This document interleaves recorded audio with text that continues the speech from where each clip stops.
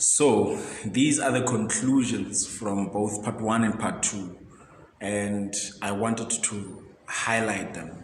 Point number 1 is you cannot prove to a person that you love them, nor can they prove that they love you. That is exactly what I'm saying. I'm saying I cannot prove to a woman that I love her, and she cannot prove to me that she loves me. I'm saying this because each and everything that we set as a standard of proving love can be done without love. We can do lobola negotiations, we can get married, we can do everything, have a family, and still disappoint and still not live up to the covenant that has been made. So getting married is not proving that you love the person, but you are still doing it out of love. Understand me this. When you do something out of love, it is beautiful, but do not set it as a standard for love. The standard for love, it's still Jesus. I'm saying this because the same thing that can be done out of love, it can also be done outside of love. And so when the moment the person does what you have set as a standard for love, it only rests your insecurities at that particular time. If to you the standard is marrying the person to prove that the person loves you, the moment when the person kneels down and asks you to marry them, you are happy and you are secured because the person is right here with you and you trust the person. What happens when the person walks out the door when you are now married for 3 years? What happens when the person is on their phone and texting and you are right there? What happens when the person is on the internet alone? Do you understand? There are so many things that can inspire fear.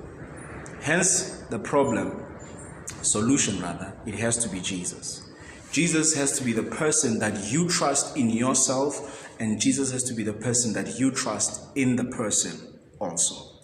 So for them to have their own relationship, to have their own journey, that is where the treasure is. Because Jesus proved his love by dying and resurrecting.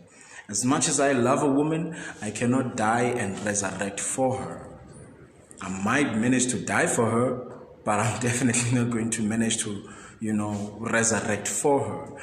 And so the main thing I want you to understand is insecurity. I need to rest my insecurities in Jesus.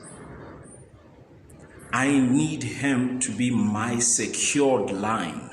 And then from him, I begin to love unconditionally. And from him, I begin to love without fears and holding back.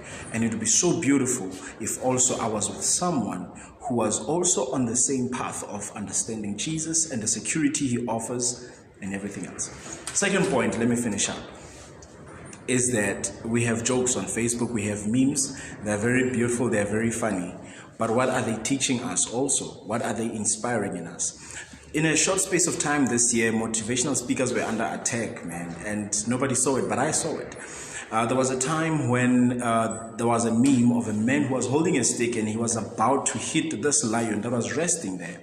And the caption, it was saying, I wonder what motivational speakers said to this man for him to be this brave. Well, to be this stupid, And in that, here I am looking at the memes and I'm saying, you guys don't need motivational speakers. You have memes. Memes are already inspiring you.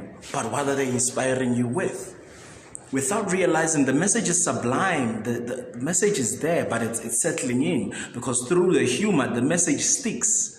And so the memes will say it will end in tears and then we laugh, but it's learning, or it's teaching us fear of going into a relationship. It's teaching us to be cautious at all costs and never let our guard down. And that's why we don't really get to see each other when we are in a relationship, because your guard is up, my guard is up.